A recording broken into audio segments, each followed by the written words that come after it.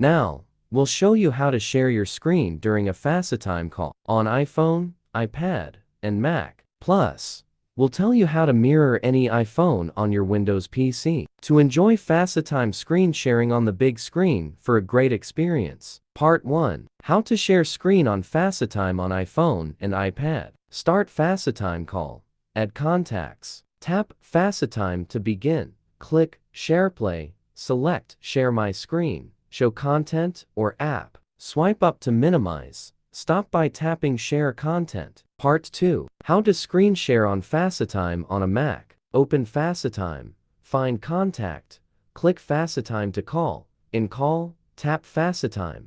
Choose Screen Sharing. Pick Window or Screen to share. Contact views your screen. To stop. Go to FaceTime. Click Screen Share. Part 3. How to record FaceTime calls and shared screen on PC. You can mirror iPhone FaceTime screen to computer through a professional screen share app. Screen Mirror is such a mirroring tool that allows you to mirror your iPhone on Windows PC. Then you can record FaceTime calls with high quality. Install Screen Mirror on PC. Connect iPhone via Wi-Fi. Grant network permissions.